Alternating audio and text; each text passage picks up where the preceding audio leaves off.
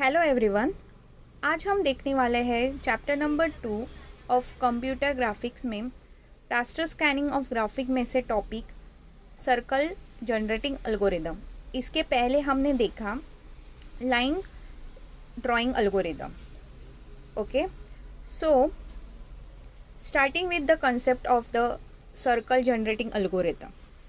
Okay, so basically the circle have the highly symmetrical property which is handy when it is come to the drawing them on a display screen. We already know that there are 360 degree in a circle. Okay, so if I want x-axis as a circle is a symmetrical, then only the first 180 degree needed to be calculated. And if we see that it's also a symmetrical about the y-axis, so now we only need to calculate the first 90 degree, right? So finally we see that the circle is also symmetrical about a 45 degree diagonal axis. So we only need to calculate the first 45 degree. Okay, इसका मतलब ये है अगर हमें circle draw करना है तो by using a 45 degree okay हम क्या कर सकते हैं, बाय यूजिंग आर्क ड्रॉ करके हम सर्कल क्या कर सकते हैं, ड्रॉ कर सकते हैं ऑन अ डिस्प्ले स्क्रीन. तो उसके लिए सिमेट्री ऑफ सर्कल ओके हमें पहले समझना पड़ेगा. So what is this symmetry of circle? So in this diagram we see that a symmetrical figure of a circle. The shape of the circle is similar in each quadrant. After that the circle is also symmetrical between the octant. Thus the circle has 8 way of symmetry, that is symmetrical in all octants. Once one point in a one octant is calculated, it can be mapped into other 7 circle points in a other octant. इसका meaning ये है by using this a symmetrical property आपका जो circle है वो 8 वे क्या होगा, divide हो जाएगा, जिसे हम क्या बोलेंगे, ऑक्टेंट बोलेंगे. ओके, सो अगर एक ऑक्टेंट की हमें वैल्यू मिल जाती है, कैलकुलेट कर देते हैं हम लोग, तो बाकी के जो 7 ऑक्टेंट है वो कैलकुलेट करना ईजी हो जाता है बिकॉज इट इज़ रिफ्लेक्टेड. कैसे? तो देखो, जहाँ पे ऑक्टेंट नंबर 1 है वहाँ पे वैल्यू है y, x की. ओके, उसे octant number 2 is reflected x, y. Octant number 3 is -x,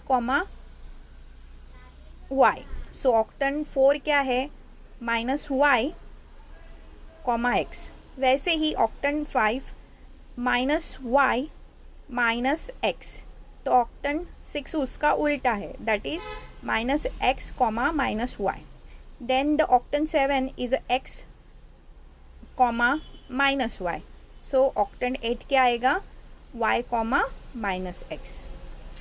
सो इसका यही इम्पोर्टेंस है कि by using a symmetry property हम जो आर्क है ओके वो कैलकुलेट करेंगे. आर्क का मतलब क्या है, यहाँ पे ऑक्टेंट नंबर 2 पे ऑरेंज कलर में देखो दिख रहा है कि एक ऑक्टेंट की वैल्यू हम निकालेंगे तो बाकी 7 ऑक्टेंट की वैल्यू निकालना क्या हो जाएगी, फाइंड आउट करना ईजी हो जाएगी. ओके, सो ये सर्कल जनरेटिंग करने के लिए 3 एल्गोरिदम्स है, DDA algorithm, Bresenham algorithm and mid point algorithm. तो सिलेबस में हमें सिर्फ ब्रेसेनहेम एल्गोरिदम ही दिया है, तो हम DDA एल्गोरिदम और मिड पॉइंट भी एल्गोरिदम देखेंगे लेकिन डीप में नहीं जाएंगे. ओके, सो पहले हम देखते हैं ब्रेसेनहेम एल्गोरिदम कैसे होता है. So let's first see the what is interpolation. So Bresenham circle algorithm calculate the location of the pixel in the first 45 degree, जो हमने symmetry of circle में देखा. So it is assumed that the circle is centered on the origin, shifting the original center coordinates center x and center y. Okay, so for every pixel x and y it is calculated. We draw a pixel in each of the 8 octant of the circle. So ये आपको जो नीचे syntax दिख रहे हैं, steps दिख रहे हैं, वो हम प्रोग्रामिंग में यूज़ करने वाले हैं. ओके, जैसे पुट पिक्सल ब्रैकेट में लिखा है सेंटर x प्लस एक्स, तो यहाँ पे सेंटर x की एक वैल्यू आएगी और x की वैल्यू आएगी, comma centre y plus y. सो वैसे ही 7th जो बाकी के लाइंस है वो हमने ऑक्टेंट ही क्या किए हैं, यूज़ किए हैं. ओके, तो ये सारे स्टेप्स जो हैं हम देखने वाले हैं प्रोग्रामिंग में. तो इस स्टेप्स को क्या बोला जाता है, इंटरपोलेशन बोला जाता है. Okay, now next is Bresenham circle algorithm क्या है, उसका फंडा क्या है. ओके, तो we are consider that calculating the 45 degree, right. So there is a formula of the function circle is x square plus y square equal to r square. So यहाँ पे circle function क्या हो जाता है, f of circle x comma y is equal to x square plus y square minus r square, right. तो ब्रेसेनहैम में circle draw करने के लिए ये आगे के हम क्या करने वाले हैं, 3 जो कंडीशन है वो अप्लाई करने वाले हैं. तो बेसिकली हम पहले आर्क जो है, ओके, वो क्या करेंगे, ड्रॉ करेंगे, पहला ऑक्टेंट ड्रॉ करेंगे. ओके, तो उसके लिए देखते हैं कि यह 3 कंडीशन क्या है, right. So F of circle X and Y is less than equal to 0. अगर एक्स एंड वाई की वैल्यू क्या होती है, लेस देन 0 होती है, तो पॉइंट कहाँ पे आएगा, तो पॉइंट आएगा inside the circle of boundary. जो आपको रेड कलर का यहाँ पे आर्क दिख रहा है उसके अंदर, वो बाउंड्री है, उसके अंदर क्या आएगा, आपका एक्स एंड वाई का पॉइंट आ जाएगा. ओके, अगर function of X and Y is equal to 0, okay, your second condition, then what, then X and Y is on a circle boundary. Okay, तो पॉइंट कहाँ पे आने वाला है, आपका बाउंड्री पे आने वाला है. And F of circle X and Y is greater than 0. Okay, if X and Y is outside the circle of boundary, तो आपका पॉइंट कहाँ पे आएगा, आउटसाइड क्या आएगा, बाउंड्री के बाहर आ जाएगा पॉइंट. ओके, तो ये 3 हम कंडीशन है हमें याद रखना है एक्स एंड वाई की वैल्यू जब हम कोऑर्डिनेट पॉइंट्स निकालेंगे उसके लिए. Okay, so next one is a diagram for the Bresenham circle generating algorithm. Okay, so first diagram is shows how points on a circle circumference are plotted. Okay, so Bresenham line generated algorithm is adopted for generating a circle. तो हमने ब्रेसेनहैम line generating algorithm देखा था, उसने हमने क्या किया था, तो डिसीजन पैरामीटर हम लोग निकालते थे. सेम ब्रेसेनहैम सर्कल जनरेटिंग अल्गोरिदम में हम क्या निकालने वाले हैं, डिसीजन पैरामीटर निकालने वाले हैं. ओके, तो हम कैसे निकालते थे, so basically where at each sampling step decision parameter decide the closest pixel to the circumference of a circle and then plot the nearest pixel on circumference to plot the circle. Okay, इसका meaning क्या है कि if we get 2 points, okay, अगर हम लोगों को क्या मिलते हैं, 2 क्लोजेस्ट पिक्सल मिलते हैं, तो उन दो क्लोजेस्ट पिक्सल में जो भी नियरेस्ट पिक्सल होगा, ओके, उसका हम क्या निकालेंगे, डिस्टेंस निकालेंगे। और ये कौन डिसाइड करेगा, तो डिसीजन पैरामीटर है वो डिसाइड करेगा। ओके, सो वैसे ये आर्क जो है वो क्या होगा, जनरेट होगा। ओके, सो ये जो सेकेंड डायग्राम है उसमें आपको दिख रहा है कि ये जो फर्स्ट पॉइंट है P, it is a latest scan converted pixel. Okay, now हमें दूसरे दो पॉइंट दिख रहे हैं A and B, right. So the decision factor PK decide which net pixel is selected for a plotting, either A और B। तो यहाँ पे डिसीजन फैक्टर ओके डिसाइड करेगा कि हम A चूज़ करेंगे कि B चूज़ करेंगे। ओके, तो जो भी नियरेस्ट होगा, ओके, ये बॉर्डर लाइन से जो भी नियरेस्ट होगा वो क्या रहेगा, हम लोगों का नेक्स्ट पिक्सल रहेगा आर्क प्लॉट करने के लिए। ओके, तो यहाँ पे देखो ये जो DA लाइन है, ओके, और यहाँ पे A पॉइंट दिखाया हुआ है एंड आर्क से लेके यहाँ पे A पॉइंट तक डिस्टेंस A है, राइट। और यहाँ पे B भी पॉइंट है, राइट। तो यहाँ पे B पॉइंट पे भी देखो डिस्टेंस है DB, राइट। तो ये ही डायग्राम यूज़ करके हम डेरिवेशन देखने वाले हैं ब्रेसेनहेम सर्कल एल्गोरिदम का, राइट, कि कैसे हमें इक्वेशन मिलती है और by using that equation algorithm हम क्या करेंगे, जनरेट करेंगे। Fine.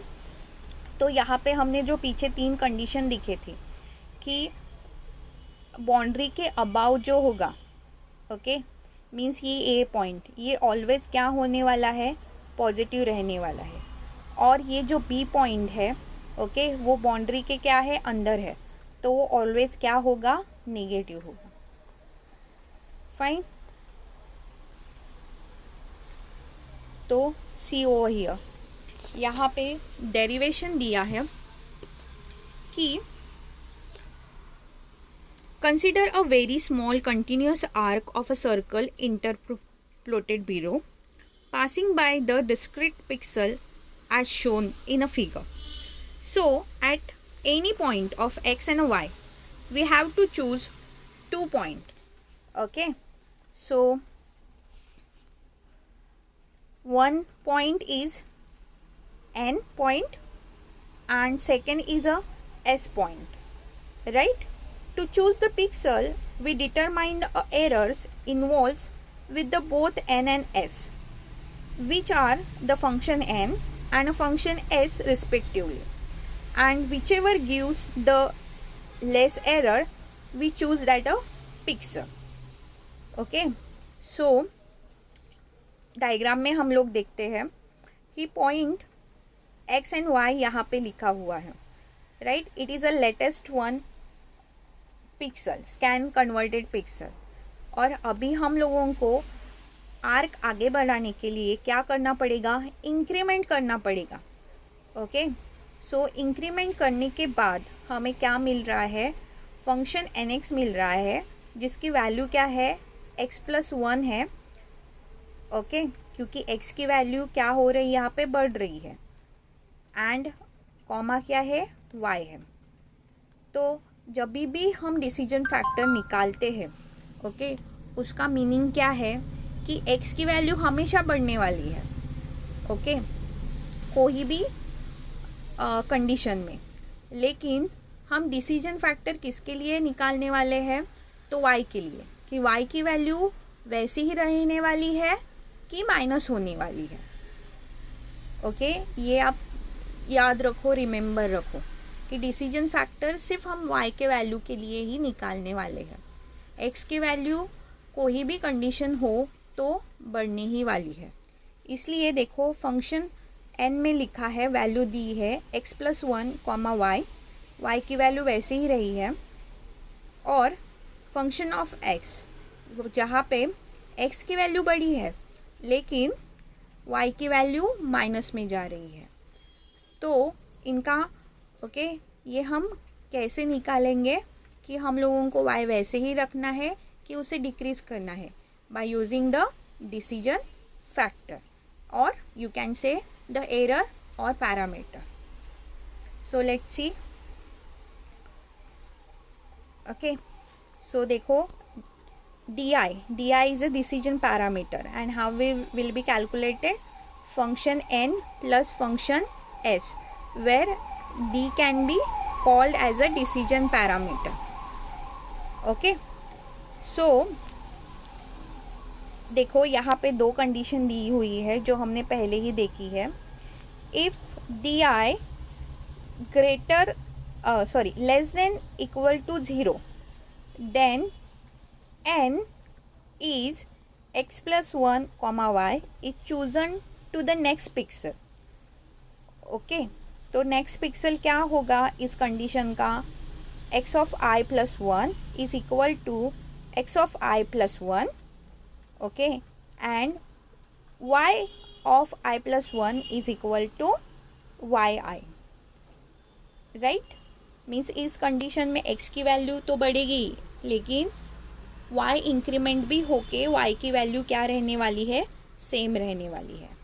Now second condition, if di is greater than 0, okay di की वैल्यू क्या है, डिसीजन फैक्टर की वैल्यू अगर 0 से क्या है, बड़ी है, then what happen, then the s will be calculated and the next pixel is x of i plus 1 is equal to xi plus 1 and y of i plus 1 is equal to y of i minus 1। तो यहाँ पे x की value same रहेगी लेकिन y की value क्या हो जाएगी, डिक्रीज हो जाएगी। ओके तो डिसीजन पैरामीटर ये डिसाइड करेगा। ओके सो डिसीजन पैरामीटर कैसे मिलने वाला है, by addition of the function n and function s। so यहाँ पे हम पहले देखते हैं कि सर्कल का फॉर्मूला क्या है। तो circle is X square plus Y square is equal to R square. So R क्या रिप्रेजेंट करता है यहाँ पे, radius of circle as a input of the algorithm. Okay so next error can be represented as okay F of function S is equal to, अभी x के लिए value डाली है यहाँ पे x of i plus 1 and y की value क्या डाली है, y ऑफ i।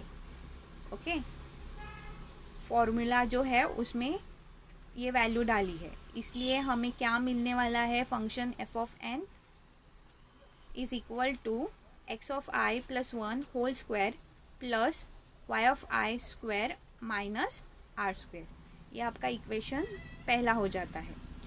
उसके बाद f ऑफ s के लिए क्या हम डालने वाले हैं, तो x की वैल्यू तो सेम रहेगी लेकिन y क्या हो जाएगा आपका, -1 हो जाएगा। तो फॉर्मूला में हम लोगों को वैल्यू डालनी है और वैल्यू डालने के बाद इक्वेशन हमें मिल जाएगी x of i plus 1 whole square plus y of i minus 1 whole square minus R square. ये इक्वेशन नंबर 2 है। तो दोनों भी इक्वेशन को हम क्या कर देंगे, प्लस कर देंगे। ओके तो प्लस करने के बाद हम लोगों को di क्या मिलता है, so now our di is equal to 2x of i plus 1 whole square plus 2 of i square plus yi minus 1 whole square minus 2r square. Okay तो ये दोनों भी इक्वेशन नंबर 1 और 2 को क्या किया है, प्लस किया है एंड कैलकुलेशन किया है, तो इक्वेशन नंबर 3 हमें क्या होगी, मिल जाएगी। Now we calculate the next decision factor. So what you do, D I में आपको क्या करना है, 1 को इंक्रीमेंट करना है, राइट, बाय 1 से। So D of I plus 1 is equal to 2x of I plus 2 square plus y of I plus 1 square plus y I F 1 minus 1 whole square minus 2r square. Okay, तो आपने अगर देखा तो यहाँ पे सिर्फ जो आपका y था, ओके, वो क्या किया है, y ऑफ i प्लस 1 किया है। ओके, यहाँ पे आप देख सकते हो, राइट।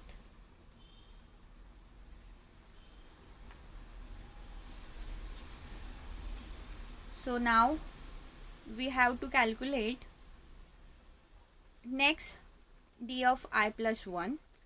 उसके लिए हम लोगों को क्या करना पड़ेगा, इक्वेशन नंबर 4 से माइनस करना पड़ेगा इक्वेशन नंबर 3।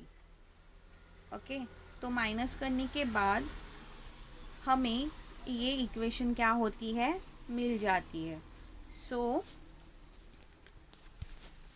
देखो यहाँ पे D I plus 1 minus D I, okay, ये किया है। सो हमें क्या मिल जाएगा, 2x of I plus 2 square minus x of I plus 1 square, okay, plus y of I plus 1 square minus y of I square plus y I plus 1 minus 1 square plus y of i minus 1 square. Okay, तो equation number 3 और equation number 4 इसे क्या किया है, minus किया है, तो ये इक्वेशन हमें मिल जाएगी। नाउ हमें आगे क्या करना पड़ेगा, कैलकुलेशन करना पड़ेगा। तो कैलकुलेशन करने के लिए ए स्क्वायर माइनस बी स्क्वायर, ये जो फॉर्मूला है यहाँ पे क्या कर दिए हैं, ओके, बाय यूजिंग दैट यहाँ पे इक्वेशन कैलकुलेट की है।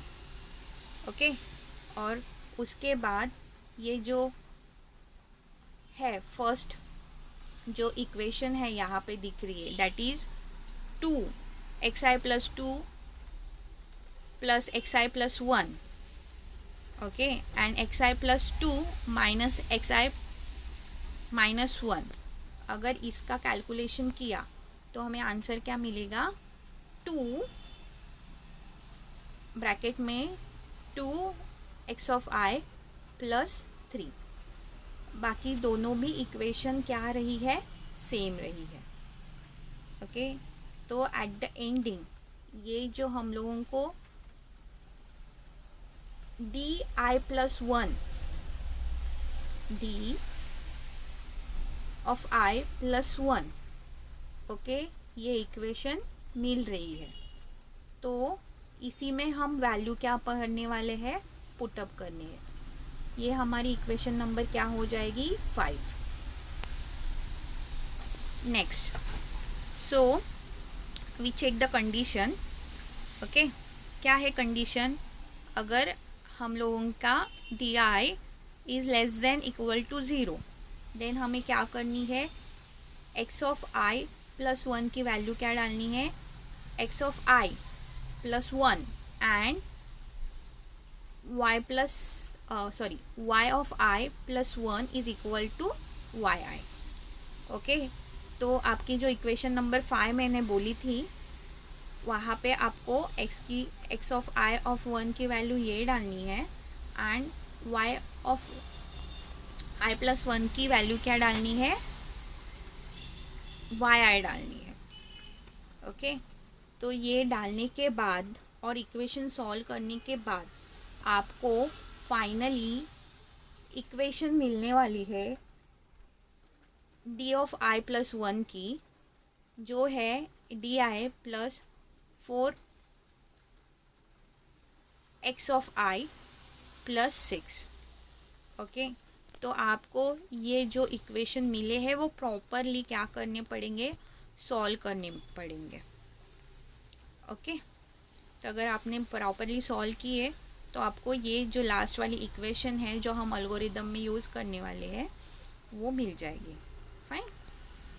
नाउ नेक्स्ट कंडीशन क्या थी, अगर अब हमारा डी आई क्या रहा, बड़ा रहा 0 से, तो हम क्या वैल्यू पुटअप करेंगे, हम वैल्यू पुटअप करेंगे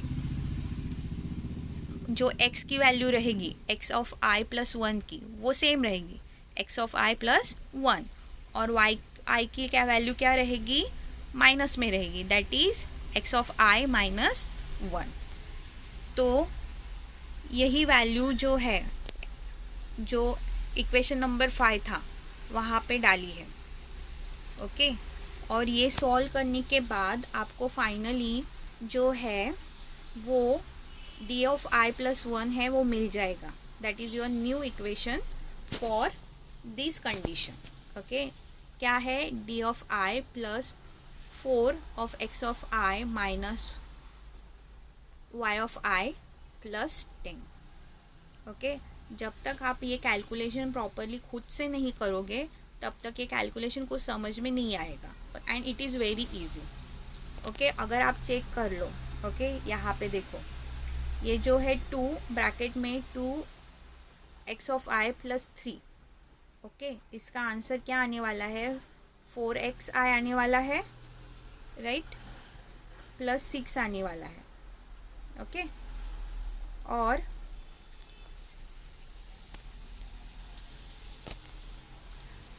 यहाँ पे देखो सेकेंड वाला y of i minus 1 plus y plus 1। Okay, तो ये प्लस है और ये क्या है, ओके माइनस है, यहाँ पे देखो। ओके, तो वो क्या हो जाएंगे, आपके कट हो जाएंगे, राइट।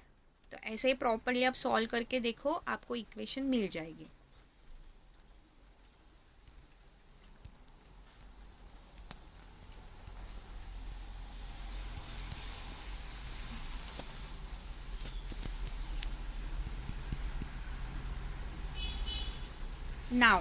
नाउ हम लोगों ने क्या कर दिया है, डी ऑफ आई प्लस 1 तो कैलकुलेट किया, लेकिन हमें क्या करना है, फर्स्ट डी आई भी निकालना पड़ेगा, that is our initial value.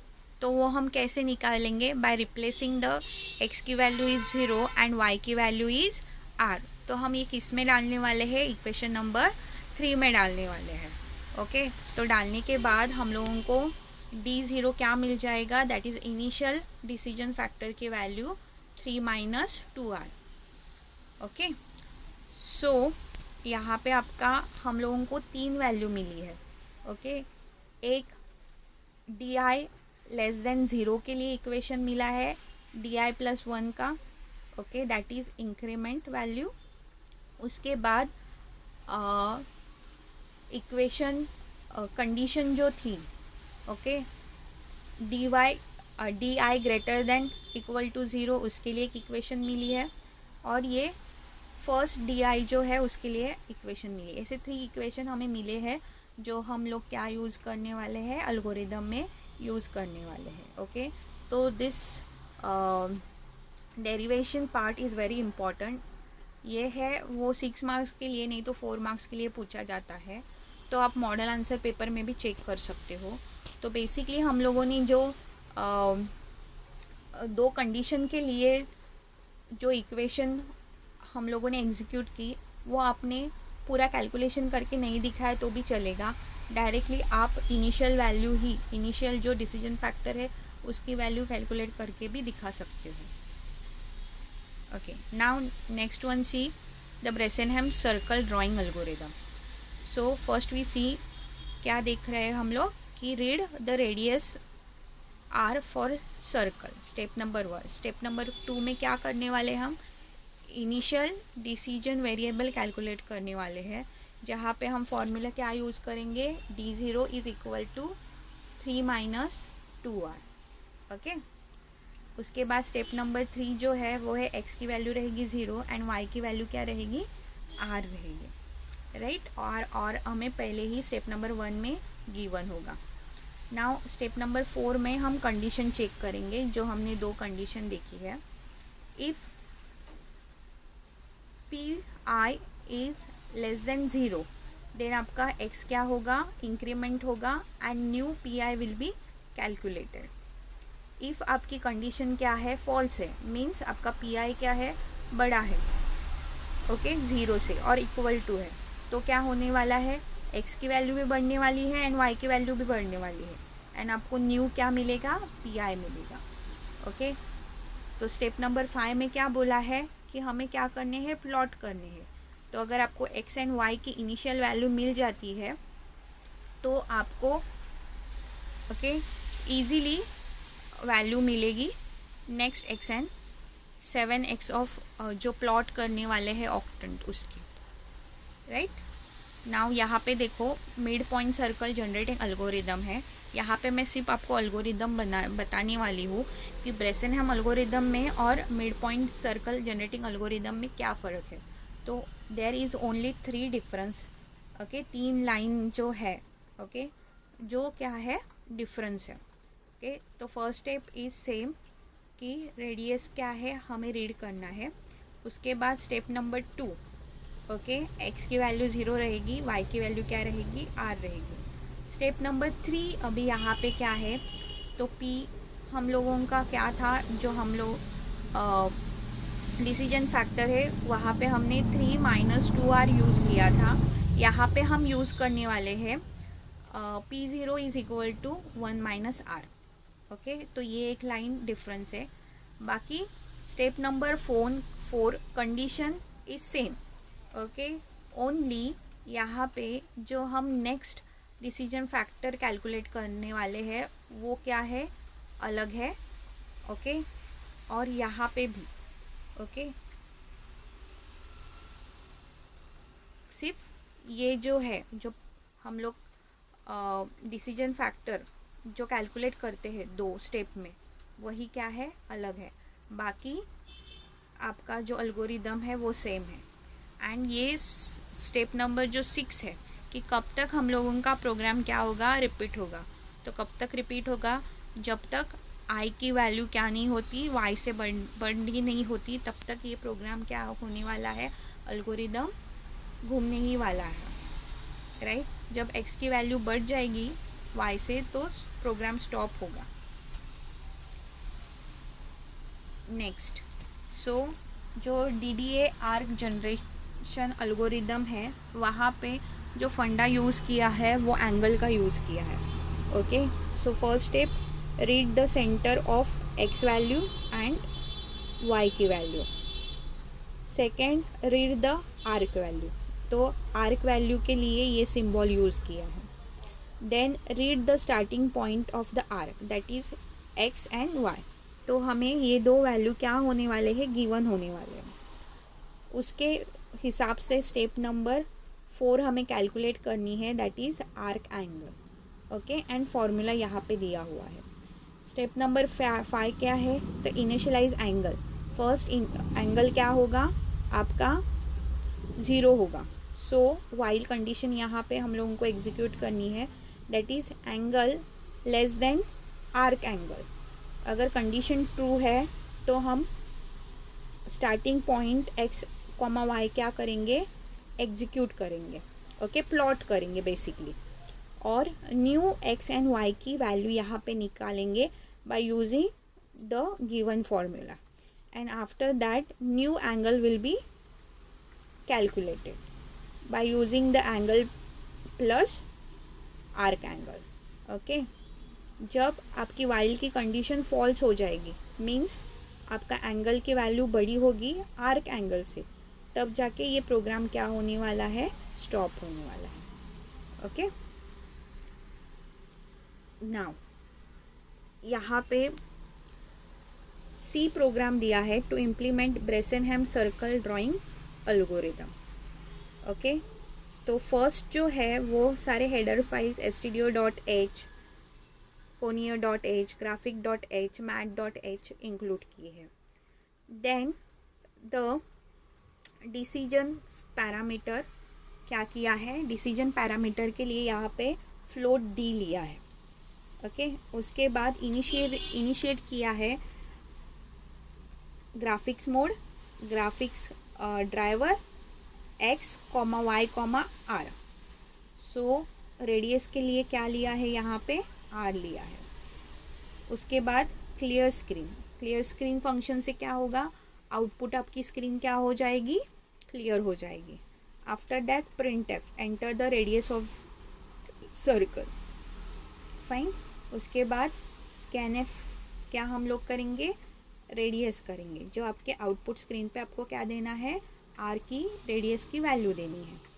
उसके बाद ग्राफ क्या होगा, डिटेक्ट हो जाएगा, that is your graphics mode and graphics driver. And उसके बाद वो इनिशियलाइज हो जाएंगे. तो उसके लिए स्टेटमेंट क्या है, इनिट ग्राफ. ओके, एंड आपके टर्बो सी का क्या दिया है, यहाँ पे पाथ दिया हुआ है जो इनिशियलाइज हो जाएगा इस स्टेटमेंट से. उसके बाद एक्चुअल अल्गोरिदम हम लोग क्या करने वाले हैं, लिख रहे हैं. That is x is equal to 0 and y is equal to r. And then decision factor d, उसका फॉर्मूला लिखा है कि 3 minus 2 into r. Okay, now हम लोगों का जो कंडीशन है यहाँ पे क्या होगी, एग्जीक्यूट होगी.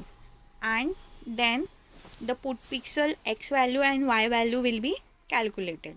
सो यहाँ पे पुट पिक्सल देखो लिखा है, जो सिंटैक्स हमने देखा था इंटरपोलेशन में, put pixel centre x centre x plus x. Okay, तो ये सेंटर x क्या है आपका 200 है, 200 सेंटर y के लिए लिखा है, प्लस y की वैल्यू एंड 15. तो 15 यहाँ पे क्या है, जो आपका पिक्चर सर्कल का सर्कल जनरेट होने वाला है, आउटपुट स्क्रीन पे ड्रॉ होने वाला है, वो क्या होगा, वाइट होगा. Okay, so let's see the if condition.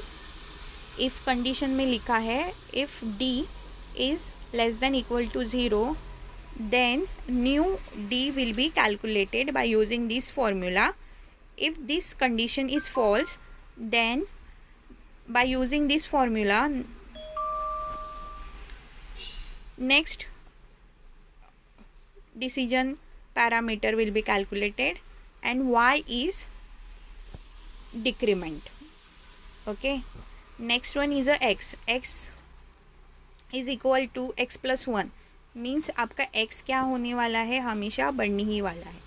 Then use a delay function for 100 milliseconds. Okay, जब तक आपका वाइल कंडीशन क्या नहीं हो जाती, फॉल्स नहीं हो जाती, तब तक ये जो है लूप वो घूमते ही रहने वाला है. और उसके बाद आपको क्या मिलने वाले हैं, ये जो 7 ऑक्टेंट है उसकी वैल्यू मिल जाएगी. ओके, एंड प्रोग्राम क्लोज हो जाएगा. Then you get a output like this. Okay, circle क्या हो जाएगा, ड्रॉ हो जाएगा. ओके, सो यहाँ पे इस टॉपिक में मोस्ट इम्पॉर्टेंट है कि ब्रेसेनहेम जो है, ब्रेसेनहेम का जो डेरिवेशन है वो 6 मार्क्स के लिए नहीं तो 4 मार्क्स के लिए पूछा जाता है. Okay, mid point and DDA okay ये भी पूछे जाते हैं, लेकिन वो सिलेबस में दिए नहीं है, राइट. और अगर आपको डेरिवेशन दूसरा लिखना है, मीन्स इजी वन, सो मॉडल आंसर पेपर में और अदर पब्लिकेशन बुक में इजीली सॉल्व करके भी दिया हुआ है, जहाँ पे 2 कंडीशन सॉल्व नहीं किए हैं, सिर्फ डायरेक्टली इक्वेशन लिखे हुए हैं. So you can write down that also. Thank you.